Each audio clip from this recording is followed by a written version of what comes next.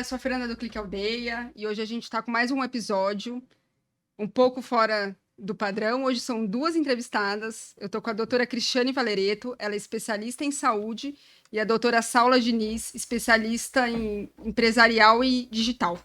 Sejam muito bem-vindas ao podcast do Clique Aldeia. Obrigada, boa tarde. Obrigada, muito obrigada pelo convite, Fernanda. Estou muito feliz de estar nessa mesa, acompanhada com a doutora. E eu espero que hoje eu possa contar um pouco das minhas experiências vividas e possa inspirar novas pessoas e poder ajudar o pessoal que está assistindo. É uma coisa que sempre deixa a dúvida. Quando a gente vai fazer um plano de saúde, quando o corretor começa, ele fala assim, olha, você tem CNPJ? A primeira coisa que ele faz, tem CNPJ? CNPJ é mais barato. Só que na prática, eu já senti que os reajustes do CNPJ são maiores que o reajuste do CPF. Sim. E hoje, o que eu vejo, até conversando com outros amigos que têm empresa, tudo, é que às vezes as pessoas elas vão pro lado do bolso. Então, por exemplo, eu só tenho familiar, não tenho funcionário, mas elas colocam no CNPJ como se fosse funcionário e depois vão sofrer lá na frente. Ou mescla, né? Familiar. Como que é isso na prática? Até para orientar as pessoas que caminho tomar. Sim, é muito comum as pessoas terem as suas empresas e fazerem os planos de saúde para os seus familiares dentro do CNPJ. Uhum. O que acontece é que, se você fizer só familiares dentro do seu CNPJ, você tem a oportunidade de pleitear um reajuste abusivo usando a tese do falso coletivo, né? Esse falso coletivo, ele, na verdade, ele te equipara ao reajuste de planos individuais e familiares. Por quê? A ANS, ela lança todo ano o reajuste dela, que é baseado na inflação anual. Querendo ou não, acaba sendo bem inferior ao reajuste do plano coletivo normal.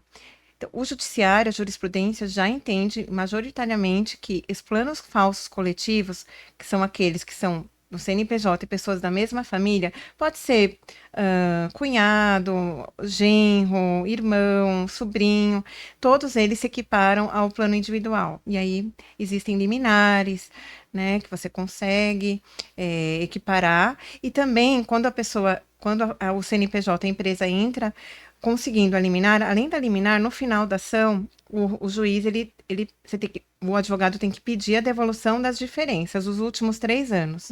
Essa devolução é feita com correção monetária e juros de 1%, geralmente, da citação. Então, além dele equiparar a empresa equiparar o reajuste dele ao plano individual, que é bem mais em conta, ele ainda recebe essa restituição da diferença que ele pagou a mais.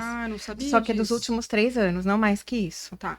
E tem alguma forma das empresas tomarem alguma precaução durante esse processo ou não? Tanto o plano falso coletivo, que são os planos só de familiares, quanto os planos tradicionais de empresa, que são empresas, geralmente empresas maiores, de médio ou grande porte, na hora de contratar o plano é muito importante olhar o contrato, olhar todas as cláusulas contratuais. Que ninguém nunca lê, né?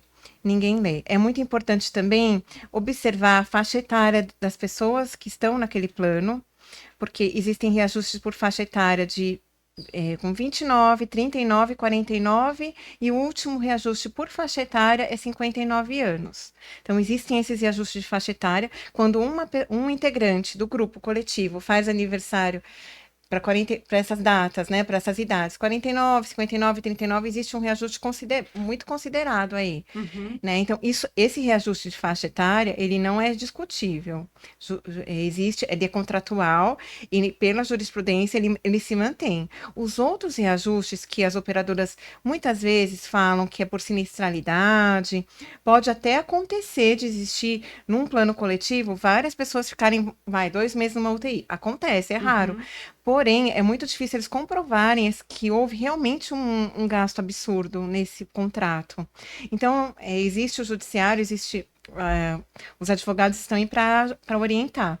Na hora de fechar o contrato, olhar muito bem as cláusulas aconteceu algum reajuste abusivo, verificar se não houve um aniversário de algum integrante, para ver se não encaixou naquelas idades que eu falei, e ver o que aconteceu, se foi aleatório. Existe muito, 90% dos reajustes são aleatórios, eles são muito além da inflação Não tem um anual. critério, né? Não tem um critério. Muitos processos acabam pedindo um cálculo atuarial, não chega a ser perícia, mas pede um cálculo atuarial de uma pessoa, né, por fora, uma consultoria, e dificilmente se comprova uma justificativa para aumentar mais de 20%, 19%.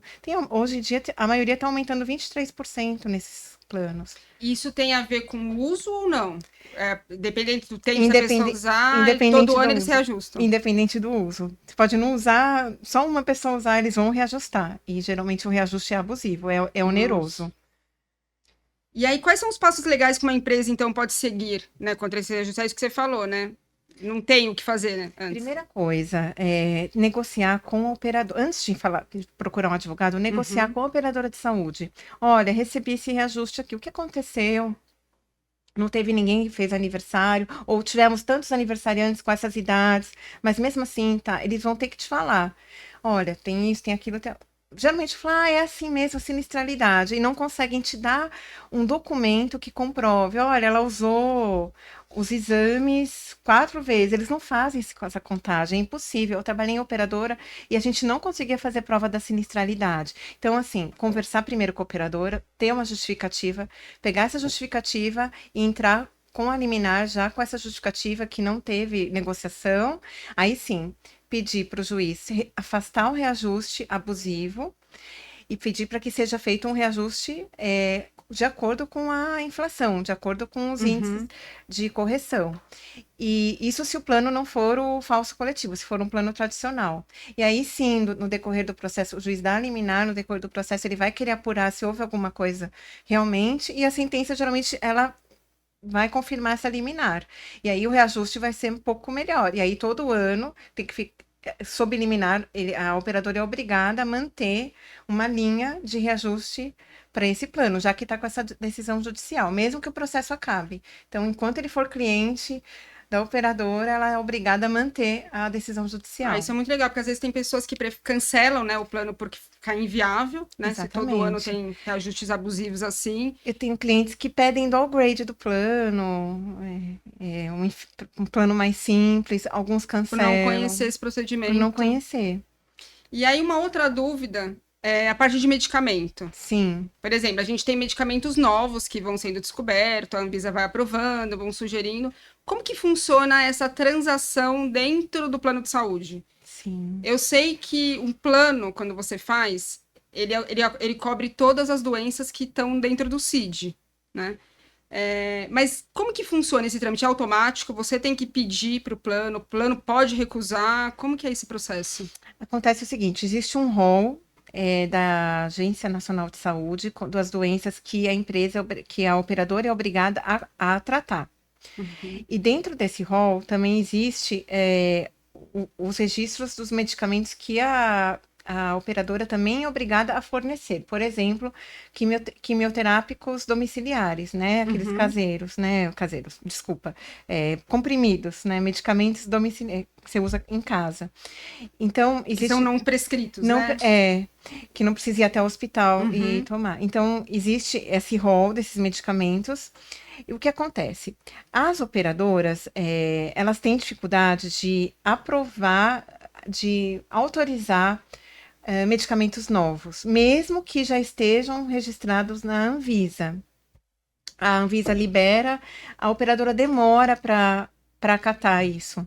Muitas vezes, por questão de fluxo de caixa, eles acabam negando, já contando com a judicialização, tá? Existe muito isso. Porque às vezes esses medicamentos novos são mais caros, né? Mais caros. Tem um caso, né? Um medicamento novo que trata o câncer, que o custo inicial dele é 2 milhões. Sim. Então, nesse caso, se eles já saírem para as pessoas que têm, já aceitando tudo, vai ficar inviável para eles também sustentar esse plano, né? É o Carticel. Isso. Né? Existe, o FDA é o órgão que regula lá nos Estados Unidos todos os medicamentos que foram feitos em laboratórios de lá. Eles mandam para o Brasil, Uhum. geralmente demora um tempo para a Anvisa liberar.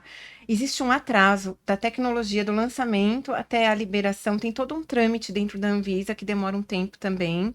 E o que acontece? Os médicos, eles estão além, eles estão participando de congressos, estão se atualizando sempre.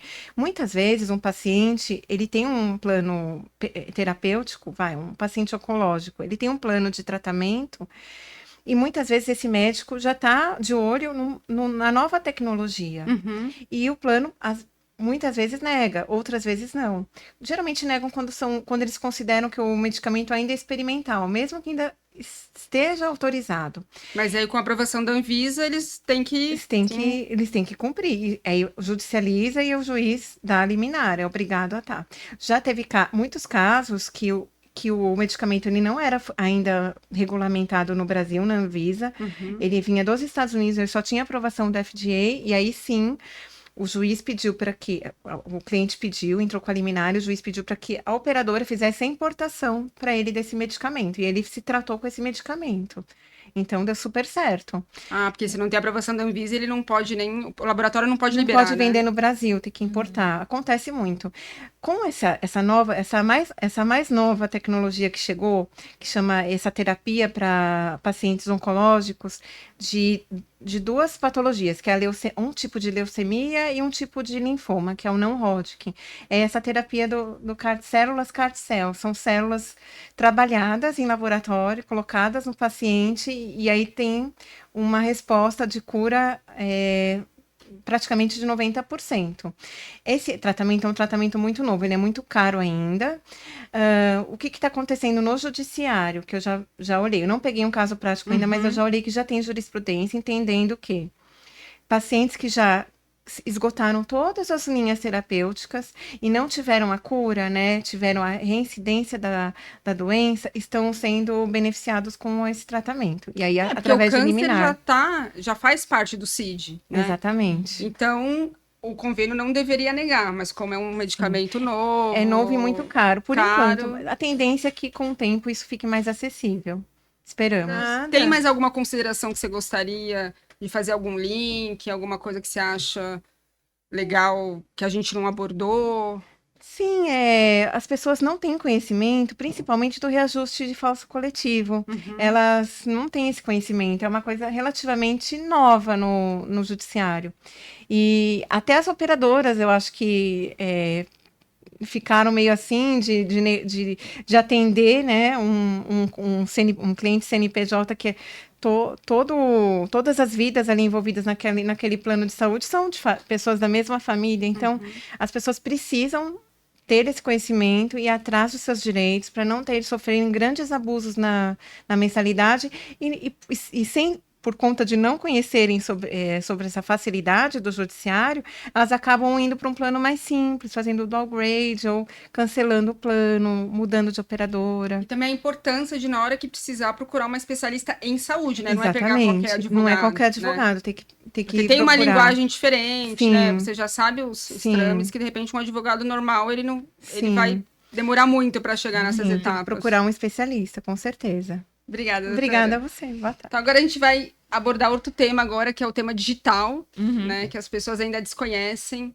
É um mercado novo, tem muita gente ainda que não sabe como se comportar. E aí eu queria que você explicasse um pouquinho esse direito digital, tanto para a pessoa física como para a empresa, né? E para as pessoas conseguirem entender mais ou menos e perderem um pouco o medo, ou saberem o que elas podem fazer, o que não podem.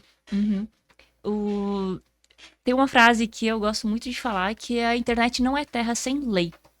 Porque às vezes acontece os fenômenos primeiros e depois vem o direito regulamentar. Então a internet ela veio muito rápido e acabou que nós não tínhamos leis 5 anos atrás para regulamentar. Então a gente teve assim criação de lei, tipo lei do Marco Civil da Internet. Então a gente teve as nossas leis ter que se adaptar ao ambiente atual. E o ambiente atual, que a maioria, por exemplo, a gente está aqui no podcast, ele vai para o digital. Então, a gente tem que respeitar normas, respeitar regulamentações. O que é o direito digital? Ele é uma atividade multidisciplinar. porque a gente tem pessoas físicas, a gente tem empresas que precisam seguir dentro do digital. E o que um advogado, então, especialista em direito digital, eu também tenho especialidade em empresarial. O que o digital, vamos abordar essa parte, o que ele faz? Como ele é multidisciplinar, ele trabalhando, por exemplo, para uma pessoa física, ele pode cuidar de casos, por exemplo, crimes contra a honra, difamação, a gente tem aquele tipo de exposed de nudes, de fotos íntimas, né, que colocam que são crimes, que é regulamentado pelo Código Penal. A gente tem também, por exemplo, uma coisa que vem acontecendo muito, que são hackeamentos de rede social. Hoje a gente sabe que a gente tá muito no Instagram, WhatsApp, YouTube, e-mail. Então a gente tem vários golpistas que hackeiam as contas das pessoas e o advogado especialista ele consegue recuperar. Por quê? Porque, por exemplo, a gente tá no Instagram. O Instagram, ele é do grupo Meta. E o Meta é uma empresa que presta um serviço para o consumidor final. Então, ele tem responsabilidade em ter aquela rede segura. Então, se seu Instagram foi hackeado, você tem direitos de exigir que ele volte à tona e também pleitar uns danos morais de acordo com o que vem dado nas jurisprudências. Tô sentindo na pele isso, porque o Clique Aldeia foi hackeado, o Instagram, agora no carnaval. Sério? E tava com uma conta super com engajamento. Entrou em contato comigo, perguntando se eu queria comprar a conta de volta. Não e negocie aí, com golpistas. Eu nem respondi, ele mandou tudo por texto, Mas já recuperou? Né? Ainda não, a gente conseguiu uma Então, liminar agora. Porque ele você acabou não com a falou pra conta. mim. Então, quando aconteceu, Sim. eu coloquei era no isso. Facebook para alertar as pessoas, pra ninguém receber vírus. E um advogado entrou em contato. Que legal. Ele falou assim, olha, eu sou do Rio, eu só faço isso. A princípio eu fiquei até meio assustada. Eu falei, gente, será que é outro golpe que eu vou sofrer? E aí ele mandou a carteira da OAB, tudo certinho. E como era no carnaval, não tinha expediente jurídico e tal. Saiu a liminar, a gente notificou o Facebook, mas assim, a pessoa acabou com a conta em 10 minutos. Caraca. Em tudo. Ela deletou os usuários, ela deletou os posts, deletou tudo. Eu tentei entrar em contato com a Meta, mas eles falam, não, essa parte a gente não tem suporte online, só para anúncio, a gente tem... Você tem que fazer tudo por formulário. Então, eu sei que aconteceu isso e a gente tá muito vulnerável. Tinha todos os processos certinhos, sabe? A verificação de 2 etapas. Recebi um e-mail dizendo que tinham trocado. Coloquei lá que não era eu que tava trocando para mudar a senha, mesmo assim não adiantou. Então, vamos fazer o seguinte, Fernanda, eu vou te dar uma blindagem jurídica, uma blindagem das suas redes sociais, Instagram, WhatsApp e e-mail. Você vai enviar para mim, por quê? O que acontece? Não é só autenticação de 2 fatores para você blindar as suas contas, tá? Então, por exemplo, a blindagem de contas do método Instagram. Não adianta você só blindar um Instagram. Por quê? Porque, por exemplo, o seu hacker pode ter hackeado o e-mail e do e-mail ele conseguir trocar e acessar o Instagram. Ou pode ter sido, por exemplo, tem um golpe que é o Swing Swap, que é quando eles conseguem o seu número de telefone e assim eles conseguem hackear suas contas de rede social.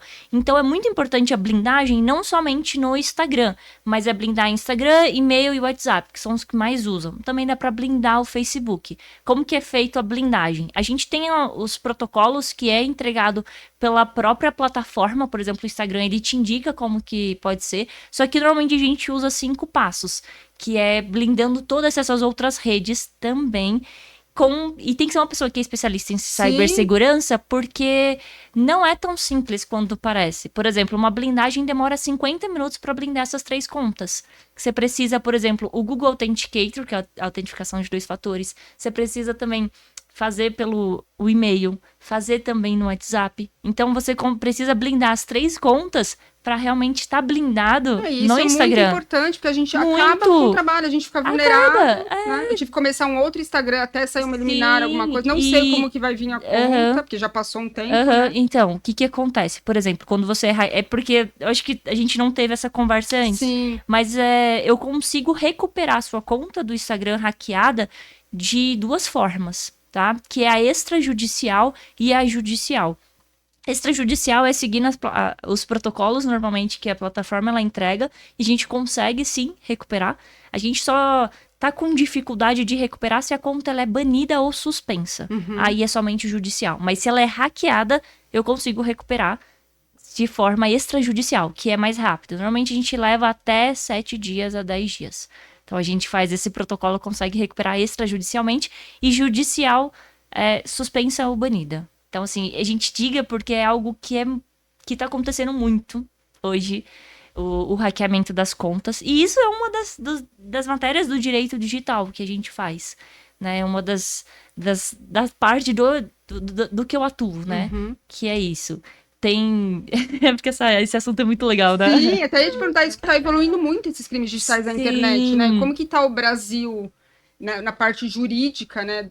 Ele tem esse suporte, ainda tá muito recém. Como que é essa... É preocupante, porque se a gente for pensar, o crime, ele sempre existiu na nossa sociedade. Sim. E hoje, ele vem com o advento da internet. E grande parte da população hoje não teve um conhecimento de como agir frente à internet. Então, se você lembrar, por exemplo, você pode ter teu avô, seu tio, que levou golpe pelo telefone. Sim. Lembra que tinha aqueles golpes que o pessoal ligava, estou com sua filha, aconteceu isso. Só que agora avançaram. E a entrega do conhecimento para as pessoas sobre crimes digitais, como se portar, como ser seguro na rede, não avançou tanto.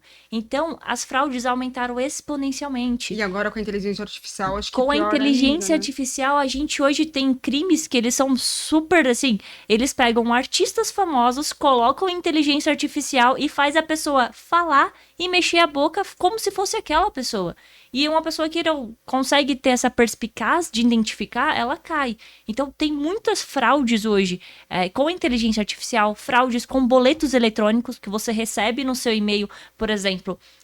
Eu mesmo recebo direto um banco X, o Banco Nubank, que é um banco online. Ele envia, você recebeu, você tem uma conta de 15 mil para pagar da prefeitura da sua cidade. E eles sabem o seu nome, eles sabem o seu número, eles sabem o seu e-mail, e eles te enviam essa conta. E essa conta já vai direto para o seu aplicativo do banco.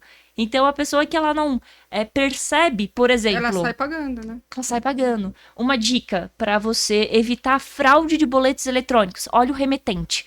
Normalmente, o remetente oficial, ele é diferente. Então, o remetente oficial, por exemplo, do banco, da Nubank, como que você confirma? Entra no Google e põe qual é o e-mail da Nubank. Aí você olha o e-mail e você olha o seu remetente. Normalmente, ele é diferente. Então, sempre é diferente quando legal é golpe. Isso, porque a pessoa consegue checar antes de pagar. Sim, então você precisa fazer checagens. Então, olha o e-mail. E assim, é uma coisa que realmente é assustadora, porque o e-mail é o mesmo. Eles pegam a mesma formatação, Sim, a conta assinatura. é perfeita. É igual quando foi tudo. hackeada. Veio um formulário que eu acabei clicando. Assim, não entendi. tinha como Sim. você não falar que não era da Meta. Porque era perfeito, não entrou naquela caixa secundária. Já entrou na caixa de entrada normal. Foi um susto, e foi final de semana, né? Te pega ainda meio vulnerável. E eu tenho um filho de 10 anos, e ele joga esses joguinhos eletrônicos, e às vezes ele vem pedir pra comprar V-Bucks, comprar alguma coisa, e teve um dia que o banco falou, olha, você tem certeza que você quer fazer um Pix pra essa conta, porque essa conta é suspeita? Sim. Eu entrei em pânico, eu falei, nossa, vão hackear minha conta agora. Aí ele, não, é assim mesmo. Aí eu falei, não vou fazer, porque também tem essas coisas através de jogo, né? Tem, total. Esse meio digital. E se a gente for pensar, tudo é regulamentado. Por exemplo, jogos, já tive clientes que eram jogadores profissionais. Então, a gente tem jogos online e a gente tem... agora vai entrando na área da empresa. A gente tem empresas que contratam profissionais jogadores de IA, né, de jogos eletrônicos, e aí a gente tem a relação de contratos, a gente tem a relação de termo de cessão de imagem desse jogador, a gente tem a recuperação dessa conta se ela for hackeada. Então, tudo que a gente começa a observar e ampliar a lente, a gente vê que tem a lei por trás. Então, são leis, relações jurídicas no meio digital. Então, a gente vê que é um gama muito alta. Por exemplo, que nem eu estava contando, que a gente parou um pouco no assunto da recuperação, né, de contas, que a gente faz, isso é uma parte. A gente presta também assessoria jurídica para empresários do digital, que são empresas que estão no digital. Por exemplo, dropshipper, são pessoas que têm e-commerce, jogos digitais, agências de marketing, agências de modelo. Toda empresa que possui um CNPJ, que tem o seu meio utilizando o digital, a gente presta uma assessoria específica. Por que que é legal quando você fala de especialista? Porque a gente tem a base, por exemplo, eu tenho a base do empresarial, Uhum. que a gente sabe que a gente pega direito trabalhista, a gente pega o Código Civil, a gente pega o tributário, a gente pega toda essa E hoje é gama. impossível uma pessoa não estar na internet no digital, É né? muito impossível, sim. Senão o seu negócio tá fadado ao fracasso. Claro que a Sim. gente tem pequenas coisas, temos negócios que não precisam do digital. Eu acho que o digital ele amplia tudo Uhum. e tem negócios que nasceram no digital, né? Então, nós temos leis que regulam ali tanto pessoa física quanto pessoa jurídica. E associando a fraude, a golpistas, eles estão aí. Porque eles não foram criados agora, né? Ah, com certeza. Eles são pessoas de má índole que estão aproveitando da rede digital para aplicar mais golpes. E nesse caso, é legal a pessoa te procurar antes, né? Quando ela tá já começando, Sim. pra ela não ter nenhum problema lá na frente. Exato. Que é o contrário que a gente tava conversando com a doutora Cristiane da Saúde, que ela vai recorrer só depois que ela tiver Sim. o aumento. No seu, a Uhum. pessoa tem que fazer antes pra não sofrer nenhum tipo de dano, alguma coisa que às Sim. vezes o dano de imagem, principalmente, é irreversível às vezes, né? Exato. E uma coisa que a gente, acho que a doutora sabe muito bem disso, porque, doutora, por exemplo, se uma pessoa chegasse pra você, doutora, aumentou tal coisa esse mês, você conseguiria auxiliar? Uma Sim. consultoria fácil você Sim. consegue auxiliar. Sim. Só que a pessoa às vezes E a espera conscientização, né? pegar fogo na floresta do que antes perguntar. Então, assim, é por isso que eu gosto de trabalhar com assessoria, porque você faz um planejamento, você faz um plano de ação para proteger e blindar um negócio, né? Preventivo, né? Um preventivo. Então, a prevenção de riscos, ela é tão importante hoje no digital e para toda empresa, na verdade, né? E hoje, doutora, essa parte de assinatura de contrato, essa parte toda você faz surgir todo digital. Ou ainda precisa ser fisicamente, de repente uma pessoa de outro estado quer te contratar, é possível. Sim, é possível respeitando a lei, né? Uhum. Então a gente tem plataformas hoje seguras para assinar os contratos online. Não adianta, por exemplo, assinar em qualquer plataforma. Tem que ser a plataforma que ela é verídica, né? Então a gente tem algumas plataformas que são e podem fazer assinatura de qualquer lugar do Brasil. Sobre o advogado pode atuar no Brasil todo? Ele pode, respeitando a quantidade de processos que ele tem de acordo com a OAB que ele tem, ou a complementar. Por exemplo, hoje o advogado pode atuar com 5 causas fora do estado dele. Tem um limite, eu não sabia disso. Tem 5 por estado ali. Ou você pega a sua OAB complementar, ou você tem um advogado parceiro que ele vai entrar para você no processo, né, que eu digo. E aí você consegue atuar fora do seu estado, ter suplemento, mas é complementar, né, a OAB. Mas você sim, tipo, hoje eu tenho clientes no Brasil todo, então eu consigo atuar toda essa parte, tanto a preventiva quanto com processos também. E aí, reuniões hoje com plataformas de Zoom, né, de Meet, é muito mais fácil você ter algum cliente, não tem mais se deslocar. A não ser que é uma empresa que você precisa estar fazendo toda a parte de assessoria que você precisa ir, conhecer os processos, aí de repente uma visita, alguma coisa assim é diferente, Sim, né? olha que interessante. Hoje, antes de eu chegar aqui, eu tava numa reunião que a gente agora fechou com uma plataforma de pagamento SaaS e a gente tava conversando, né? Então, a gente tava fazendo um plano de ação dele, ajustando o contrato social, ajustando os contratos. E aí eu conversando, tá, e de onde que você é? Eu sou aqui de Alphaville. E deu, eu também. E a gente conversando via, assim, de chamada, né? Via Meet. E do lado. A gente é vizinho. E a gente conversando, a gente não sabe, às vezes, aonde tá. Mas é tão prático você hoje contratar um advogado via internet, de não precisar sair da sua casa. Você no conforto da sua casa conseguir fazer essa chamada, nossa, facilita muito. E pós-pandemia isso ficou mais evidente, né? Ficou. As pessoas, por mais que elas tenham, às vezes, oportunidade de presencial, elas preferem online, que é pra não perder tempo. Sim. Pra ser mais prático, né? Enquanto ela tá, de repente, ela consegue fazer outra coisa, ou te responder alguma coisa depois. Nossa, isso aí é totalmente verdade. Por exemplo, hoje toda a minha operação é digital. Eu vou falar, porque até os juízes, hoje os juízes, a gente consegue pedir juizado 100% digital. Então, você não precisa, por exemplo, numa audiência, ir presencial. Ah, eu não sabia dessa parte. Isso pra não mim também é precisa. uma novidade. Eu achei que ainda as audiências precisassem ser presenciais. Não precisa. Mesmo após a pandemia, ainda continua não algumas virtuais. sabia. Muito legal. E aí, assim, normalmente eu peço 100% digital. Sempre peço em todos os meus processos para que sejam 100% digital. Porque aí eu posso fazer da minha casa e a pessoa na casa dela. E não tem nenhum risco, né? De repente, um acidente, a pessoa não chega. Né? Sim. Porque dentro da empresa, uma vez aconteceu isso, de tá tendo manifestação e a E gente não não poder ir. chegar, e aí dá revelia, você tem que entrar com pedido. Então, no digital é mais tranquilo, só não pode cair a luz e a internet. Não pode cair. Sim. E aí, nesse caso, como que funciona? Por exemplo, você tem uma audiência e você tá sem luz. Tem como justificar? Existe algum... Tem sim. A gente sempre tem que justificar o que aconteceu. Mas nunca me aconteceu isso. É bem raramente que cai a minha internet. Por isso não tem o 3G, então a gente fica muito preparado quando é isso. Mas se acontecer sim, a gente entra com pedido. E aí, pedido. Qual que é a importância hoje que você fala para as pessoas dessa conscientização de sempre pegar um advogado especialista nessa área digital, principalmente, né? Que normalmente, assim, às vezes conversando com amigas ou com pessoas que têm empresa, eu vou contratar um advogado que é mais barato, mas às vezes a pessoa não atende e fala que o advogado é ruim, né? Porque não é especialista. Então, o que você recomendaria para as pessoas ou que já estão no negócio ou que vão abrir algum negócio? Por onde que ela começa, né? Ela começa pela imagem pessoal, ela começa...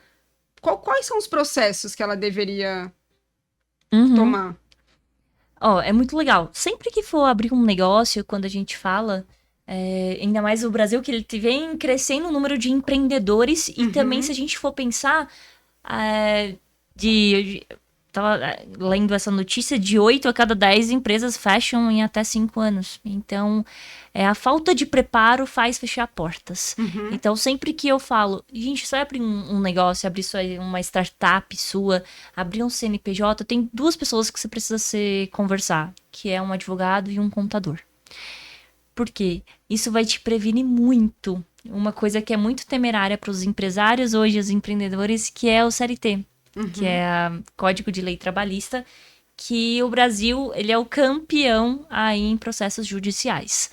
Então, a pessoa que ela não faz um contrato, ela não se adequa às leis trabalhistas, ela possivelmente pode receber um processo, pode fechar portas, porque... Sim, a lei trabalhista acaba com qualquer empresa. Sim. E tem diferença, doutora, aproveitar que você colocou isso, tem diferença hoje, por exemplo, uma empresa que é totalmente presencial e a outra que é totalmente digital? As leis trabalhistas, elas são diferentes? Você tem que fazer algum contrato ou é a mesma lei? Usar o CLT, é a mesma. Que nem eu disse, já existem as leis, e as leis elas são aplicadas no ambiente digital. Tá. Claro que tem algumas diferenciações, por exemplo, o home office, que a pessoa está lá, por exemplo, aí você tem coisas a se discutir, como, por exemplo, vale transporte, coisas que você se discute de acordo com o contrato. Então, um advogado já recomendar para a pessoa antes de fazer a contratação. Exato. Né? O que não pode, e o que acontece muito, é contratar a pejotização, que você contrata um PJ como se fosse um CLT. Que é, por exemplo, você põe a habitualidade. Você põe a pessoa de segunda a sexta, das 8 às 6 da tarde, e contrata como PJ. E o mesmo salário todo mês. Né? Isso caracteriza com CLT. Funcionário, né? O pessoal geralmente contrata o MEI. O MEI. O MEI, porque tem um limite, né, de faturamento anual. Mas se você tem todo mês o mesmo salário, alguma coisa, se a pessoa habitualidade, entra, o juiz já caracteriza que certeza. Funcionário que a empresa tentou pagar menos imposto, alguma coisa assim. Né? Então, assim, você fazer um planejamento é muito mais interessante. Ou, por exemplo, contratar empresas de terceirização, contratar de outros formatos. Por exemplo, a pessoa tem um MEI, mas ela tem que emitir nota fiscal, ela tem que estar com o MEI regulamentado. Então, tudo isso é conversado. Porque, às vezes, você acha que são ganhos que você está fazendo, que, na verdade, vai prejudicar muito você e sua empresa. Pode prejudicar a sua empresa, né? Pode. Às vezes, por falta de conhecimento. Exato. Porque, normalmente, quando a pessoa vai abrir uma empresa, ela só procura o contador, né? Ó, eu preciso abrir uma empresa, ver endereço, né? Quais são os documentos. O advogado, normalmente, acho que 80% das pessoas vão procurar só depois. Quando tem o Sim. processo. Exato, e muita gente, e eu gosto da minha atuação, que eu gosto de atuar muito no preventivo, que é evitar. Eu gosto muito, assim, é que nem eu falo, eu vou pro judiciário em última instância, em última instância eu vou pro judiciário. Por quê? Porque no judiciário eu dependo do juiz, e não dependo de mim. Agora, tudo que depende de mim, eu consigo dar aí o meu melhor e atuar da melhor forma, com negociações, atuar da melhor forma, com conversas efetivas, conversas eficazes, eu consigo atuar, consigo fazer documentos, tudo que está ao meu alcance, a gente consegue acordar. E a gente empresa pode ter entrega. uma vida útil mais longa, né? Se ela já vem Exato. nesse processo de conscientização. Exato. Né? Então, assim, o judiciário é o último caso. A gente vai pro judiciário, último caso. E último caso. Então, assim, essa advocacia, ela é muito mais interessante. Porque quando você vai pro judiciário, você tá dependendo do juiz. Você tem uma outra parte, você tem gastos para você pagar o seu advogado. Fica mais oneroso. As custas Então, aumentaram. As custas aumentaram. Então tem tudo isso. E aquilo, a decisão é do juiz. Eu sei porque eu tenho casos parecidíssimos que eu utilizei. É o mesmo caso com a petição. E cada juiz interpreta de uma forma. Exato. Né? Eu gosto de falar que cada cabeça é uma sentença. Então, cada juiz, ele vai pensar de alguma forma que é diferente. Então, a gente tem tantos conflitos entre tribunais de estados diferentes. Então, é sempre assim. Tenta resolver antes do judiciário. Converse com seu advogado que tem esse perfil também, para que você possa solucionar de forma eficaz, de forma mais rápida. Doutora, eu tenho uma colega que ela teve a conta hackeada. Em vez de procurar um advogado, o que ela fez? Foi atrás Procurou do hacker. E resolveu com E o conseguiu? hacker. Conseguiu. Conseguiu. Pela metade do preço que ela ia comprar. É muito triste, né, doutora? É Mas triste. peraí, vamos falar de valores aqui. Muito triste. Mas ela conseguiu, foi quanto o Não hacker? faço ideia. Não faz. Não, mas ela me falou que era Mas é que ela muito teve menos. sorte, né? Porque ela poderia se prejudicar depende. mais ainda. O que né? que eu falo sobre a questão disso, de contratar o profissional? É porque tem poucos profissionais, vamos falar a verdade. Hoje, a advocacia do direito digital é uma coisa nova. Sim. Eu conheço os mecanismos do hacker, já tive contatos com hacker, mas hoje eu não atuo em nada ligado ao hacker, eu não atuo. Sempre sigo as políticas da pessoa, segurança. Por quê? Quando você está trabalhando na mão de um hacker, hoje nós temos os hackers legais, os hackers éticos, que são, inclusive eu conheço colegas que atuam dessa forma, né? A gente sabe quem atua. Só que a gente tem hackers que não são éticos. Ele vai ter acesso aos seus documentos, ele vai ter acesso às suas mensagens, ele vai ter acesso de privacidade sua. O estrago pode ser maior ainda, né? Pode. Então, assim, o que eu já vi não foram os hackers éticos, mas os hackers que são caráter duvidosos, eles, depois de um ano, hackearam de novo da pessoa e exigiu o valor. E já vi também pessoas que hackearam e pegaram informações íntimas da pessoa e fizeram isso. Então, assim, os hackers que não são éticos, tá? Lembra que não são éticos, eles correm muito atrás do dinheiro. Então, se é uma pessoa famosa, se tem alguma informação que ele acha e ele vê que ele pode ganhar dinheiro, vai muito da índole da pessoa. Então, eu gosto de falar, cara, eu não mexo com esse tipo de pessoas. Eu gosto de, que eu disse, ter dois fatores de recuperar. E o que eu sinto é que, às vezes, a pessoa ela não conhece, né, o profissional. Às vezes, ela quer pelo mais barato. E tá tudo bem, é uma escolha da pessoa. Eu respeito ela. Mas, às vezes, você contratar mal, você acaba tendo que contratar 2 vezes. Sim, né? com certeza. Eu lembro que ela comentou e é frustrante para o advogado isso, né? Ouvir isso de uma colega. Podia ter contratado um profissional, não precisa nem ser eu, mas qualquer outro Mas eu acho profissional. que isso é cultural, né? É cultural. Porque na minha área também existe isso, né? Às vezes eu tenho uma editora, né? Que o Clique Aldeia saiu dela. E às vezes chega alguma empresa ou alguma pessoa e fala assim, eu gostaria de fazer uma identidade visual. Sim. E aí quando você passa um orçamento, não, mas eu tenho, por exemplo, logo por R$100. Então eu falo, então vai procurar os R$100, porque de repente esses R$100, você e mais 1.000 pessoas vão ter. O que a gente faz é completamente personalizado, né? De acordo com a história da pessoa, porque o logo tem que traduzir a empresa, né? Que a pessoa está abrindo. Então, acho que todas as áreas a pessoa sofre isso. É falta de conscientização, né? Também. De você... E em respeito a esse, o que acontece hoje no mercado, né? Como tô no mercado, eu conheço, tipo assim, os preços também. A gente sempre conhece o preço dos concorrentes. A gente faz por tabela.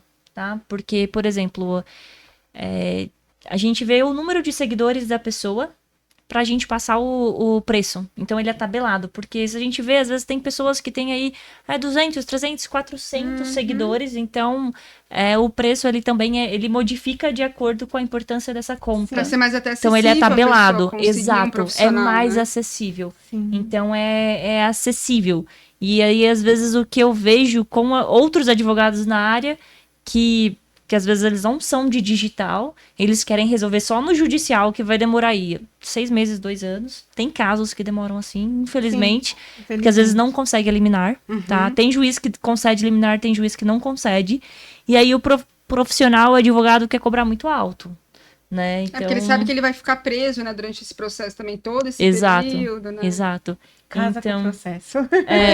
Casa com o processo. Hoje tem algum crime, esses crimes cibernéticos, que são mais comuns, assim, tem algum crime que você fala assim, esse é o que mais acontece, que... Difamação, injúria, que são os crimes contra a honra. Então, a gente tem muitas pessoas que chegam na rede xingando outras pessoas, xingando namorado, xingando marido, ex-marido, ex-mulher. A gente tem briga de influenciadores, palestrantes, pessoas que entram na rede e acham que pode dar opinião. Não, mas essa é minha opinião. Fulano e xinga, acha que não é regulamentado. Até essa parte, né, existe, né, um limite, né? Existe. Contra a honra, difamação, calúnia e difamação. É que eu acho que as pessoas acham que a internet, eu posso fazer o que eu quiser, às vezes não vou me identificar, né, coloca uma fotinho que não é sua e acha que tá tudo bem. Né? Exato. Isso essa semana, né, eu peguei uma cliente, ela chegou pra mim do Mato Grosso. Ela falou, doutora,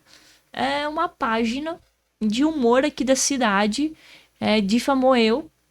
Vou colocar outros nomes, vamos pôr Maria e Joana. Difamou eu e a Joana. E tá todo mundo aqui na cidade, a cidade tem 60 mil habitantes, tá todo mundo falando eu e falando que ela tá ficando com meu marido. Tá todo mundo aqui dando maior bafafá. Não sei o que eu faço, tô com vergonha de sair daqui, porque eles colocaram nos stories do Instagram, sequências de respostas falando da Maria e da Joana. E falando mal, falando que uma tinha ficado com o marido da outra, e virou um burburinho na cidade, 60 mil habitantes, né? Sim, não. Falei, doutora, o que eu faço? Falei, tá, vamos lá. Aí, o que eu fiz? Primeira coisa é identificar o que era, analisar, tirar print, por isso que eu falo, se acontecer qualquer coisa, tirem prints, tudo isso são provas, né? Então, a gente documentou tudo, tinha os prints do que estava acontecendo, os prints das pessoas que estavam também chegando, os amigos falando da aula que estava acontecendo, e eu fiz uma notificação extrajudicial, notificando o dono da página que ele fizesse um pedido de desculpa, né, público para as duas, para Maria e para Joana, assim como não tocasse mais no nome das duas, com essa retratação pública. E esses donos das páginas me respondeu, realmente fizeram essa retratação e até hoje não comentaram mais nada sobre as duas. Ou seja, caso encerrado. E ela disse, doutora, eu posso seguir adiante? Eu falei, sim, a gente pode seguir adiante. Porém, a gente já teve o que a gente já conseguiu o que a gente quis. Já teve o objetivo cumprido. Exato. Né? Porque elas não estavam ali, elas falaram, não quero dinheiro, só quero que elas falaram pra mim, eu não quero dinheiro, eu quero que elas tiverem esse pedido de retratação. E a gente conseguiu. Então foi um sucesso. Ela falou, nossa, doutora, tirou print, ficou feliz. Todo mundo tá comentando. Não, porque eu e a Maria e a Joana, a gente já é brava. Aí, olha aqui, doutora. Ela falou, então, a gente teve uma resolução e foi positiva. Não precisou entrar no judicial, ficar 2 anos. Mas tem coisas que a gente faz, que vale a pena ir. Ou então a própria pessoa tentar ela mesma resolver. Acho que isso só potencializa, né? Então. Quando você não contrata um especialista. Exato. Se você não contratar um advogado, as pessoas... tem muita gente que tem medo de advogado. né? E tem... é verdade, né? E nesses casos, se ela quisesse ir adiante, entrar com perdas e danos, se ela quisesse uma indenização, vocês fazem? Sim. Ai, que legal. Sim, que aí é Muito os danos bacana. morais, né? Sim, são Porque danos pelo morais. crime contra que ela teve ali, aí vai precisar do delegado, né? Sim. De entrar com o delegado de polícia, tem boletim de ocorrência, tem que fazer todas essas etapas, né? Tipo, eu também auxiliei ela a fazer o boletim de ocorrência pra notificação e ter o boletim de ocorrência, ter os prints, porque tudo isso dá mais veracidade ao caso. Então é assim, a notificação extrajudicial é você bater na porta e falar, ó, se você não respeitar, teve uma violação de direitos. Se você não respeitar, a gente vai no judicial. Vamos resolver agora? A pessoa ou escuta e fala, opa, vamos resolver. Porque senão eles iam resolver E até o outro processo. lado, quando tem um advogado Total. no processo, eles já recebem aquilo de uma outra Aham, forma. sim, por exemplo, essa página. Ah, mas você não sabe quem que é a página. Não, hoje eu não sei quem que é a página. Mas eu posso pedir pro juiz, porque houve uma infringência de uma lei, pra ele liberar quem que é. Então ele vai, entra contra o Instagram, né, uma meta, e eles liberam quem que é o dono. Porque a gente consegue ver com o IP, né? IP de quem que é. O juiz pede pra oficiar, né? Então, oficia, a gente consegue saber quem que é que tá por trás. Então, às vezes a pessoa acha que vai fazer tudo e vai ficar impune. Não é muito bem assim. Claro que tem coisas que a gente tem que falar que também, que é da área. Tem pessoas, hackers e golpistas que são bem especialistas, né? Que eles usam um VPN que é pra mudar o IP toda hora. Então, é mais difícil de localizar. Então, a gente tem golpistas e golpistas. A gente tem, vamos pôr aí, como se fosse o iniciante, o médio e o que é bem, assim... Avançado. Sofisticado, que é difícil, que é complicado. Então, a gente sabe que tem esses 3 tipos aí, vamos dizer. Mas grande parte hoje dos crimes... Conseguem resolver. Ah, que legal. E eu aprendi várias coisas aqui que eu sabia, tanto da área de saúde quanto da área digital empresarial. Eu agradeço vocês pela presença no nosso podcast. Nossa, tão rápido! Nem vi o tempo passar! É um bate-papo gostoso, né? Essa é a intenção, né? Você levar uma informação. E eu sempre, no final, assim, do podcast, eu sempre entro com um assunto mais particular, que é o Aldeia da Serra. Claro. Né? Da onde é o projeto. E, doutora, por que você escolheu a Aldeia da Serra para morar? Eu mudei para a Aldeia da Serra nos anos 90, mais precisamente 1993. Meu pai comprou um terreno lá e demorou uns 2 anos para ficar pronta a casa, Namorada dos Pássaros. E eu mudei para lá, eu tinha 15 para 16 anos. Aí fiquei lá até 2014. Depois eu fui morar casei, fui morar no Rio de Janeiro, voltei para São Paulo. E na pandemia, depois que eu tive minhas filhas, na pandemia surgiu a oportunidade de voltar para a aldeia. Foi a pandemia que fez eu repensar, porque eu nunca imaginei que eu retornaria para a aldeia. Porque eu sempre sofri muito trânsito, minha vida era toda em São Paulo, trabalho pós. E depois que eu casei, falei, não, vou ficar em São Paulo. Morei no Rio, depois morei em São Paulo. Veio a pandemia, com as minhas meninas em casa, eu tenho gêmeas, elas na época estavam com 2 aninhos, e a gente teve uma oportunidade de voltar, e voltamos. desde 2021 nós voltamos. Ah, que legal, porque a aldeia tem essa parte de segurança, Sim. né? E aí, com essa... Porque você morou em o Rio de Janeiro, São Paulo e a aldeia que é super isolado. Super isolado. Fui pelas minhas filhas, amo morar lá. Hoje a minha vida é completamente diferente, eu trabalho autônoma, eu faço minha agenda, então eu consigo ter uma flexibilidade. Consegue trabalhar hoje online, né? Consigo trabalhar online e consigo ficar com elas. Eu fui por amor a elas mesmo, que não tenho o que falar, a aldeia é maravilhoso. Sim. Ah, eu amo a aldeia. E eu sei que você não mora em aldeia, doutora, mas que você frequenta muito a aldeia. Sim, sim. E o que você gosta da aldeia, o que te chama a atenção? Você sair, né, de Barueri, Alphaville e ir para a Aldeia da Serra. Eu sou mineira, né? Sou mineira de Alfenas. E eu vim para São Paulo primeiro e aí eu encontrei Barueri. Aí eu fiquei apaixonada por Barueri. Eu falei, nossa, lugar incrível, né? E aí depois, por questão financeira, eu tive que ir para a Zona Leste e depois consegui voltar para Barueri. E aqui eu sempre escutava sobre a aldeia. Aldeia da Serra. Eu vou lá conhecer. Quando eu fui lá, eu descobri um espaço que tem restaurantes, um lugar calmo, tranquilo. Tem um lago, né? Sim, a aldeia tem o tudo Orion, hoje, né? sim. É maravilhoso As pessoas aquele caminham lugar. lá de manhã. Sim, nossa, eu adoro o Lago Orion. É muito lindo. Eu falo, cara, eu vou ter uma casa lá. Eu quero uma casa lá. porque quem imaginou que em São Paulo, e assim, é do lado de São Paulo, Sim, vamos 40 dizer. minutos você tá É em São do Paulo. lado, você tá em São Paulo. Então, assim, é um lugar que tem gastronomia, que tem pessoas acolhedoras. A gente se conheceu lá, Sim, a gente se conheceu na rua. Então, assim, tem pessoas acolhedoras, tem restaurantes maravilhosos, cafés. Então, são coisas que remete muito o interior pra mim, que eu sou de Minas, que é assim, uma cidade pequena, e que tem tudo. E tem qualidade de vida. Então, a qualidade de vida também daqui, ela é exemplar. É muito complicado você achar em outro lugar, que tem tudo em uma coisa só. E natureza, né? Ah, sim. Porque a gente tem aquela Eu falo paz que na quando eu tô subindo natureza. aquela serra, o Aham. ar já muda, Muda. né? Você já se sente mais leve. Aham. Às vezes não dá nem pra descrever esse sentimento. Eu tinha uns 12 anos a primeira vez que eu subi a Serra de Aldeia. E eu me senti assim, foi mágico. Primeiro que parecia que não chegava nunca lá em cima, mas ao mesmo tempo, assim, parecia que eu estava saindo, assim, para ir para outro país. Porque a gente não tem noção, né, que está em São Sim, Paulo. sim. E eu fiquei encantada mesmo. Eu fiquei Quando eu muito mudei pra encantada. aldeia, eu fazia faculdade em São Paulo. Então eu ia e voltava todos os dias, não tinha nem marginal Uhum. pedagiada, nada. E às vezes eu ia pra alguma festa e voltava pra casa de madrugada. E meus amigos falavam, fica em São Paulo. Eu falava, não, você não sabe que é morar em aldeia da Uhum. serra, vale a pena. E a gente acaba acostumando. Hoje eu nem sinto mais subir a serra. Pra mim é super agradável a hora que chega na serra, aquelas árvores, o ar Uhum. muda, é mágico mesmo. Temperatura. Eu acredito que assim, se quem ainda não conhece, deveria conhecer a aldeia pra passear, passar um final de semana, porque é muito gostoso. Aí é maravilhoso. Nossa, eu sou apaixonada por lá. Ai, que legal. Bom, eu vou encerrar por aqui, agradecer mais uma vez a presença de vocês. Eu vou deixar depois, gostaria que vocês deixassem o canal de vocês, né, para as pessoas que quiserem entrar em contato, ou no Instagram, ou no telefone, fiquem à vontade. Eu tenho um Instagram, que é doutora Cristiane Ristove Valereto. O arroba, depois a gente coloca embaixo. Vai embaixo, colocar coloca embaixo, porque eu embaixo. achei o seu sobrenome é qual? Cristiane Ristove Valereto. Ah, então, obrigada, Fernanda, obrigada, doutora. Eu quero agradecer você também que ficou até agora com a gente. Espero que a gente possa ter inspirado um pouco vocês. E eu vou pedir para você me seguir nas redes. Eu uso mais o Instagram, que é dra.sauladiniz. É só você acessar nas redes.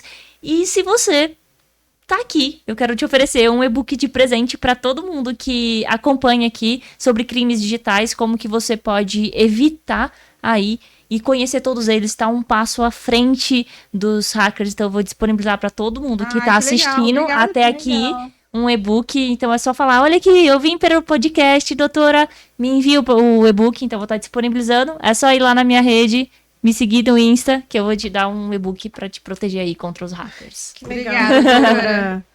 Obrigada, eu que obrigada a agradeço vocês. também. Prazer em conhecer também. Prazer.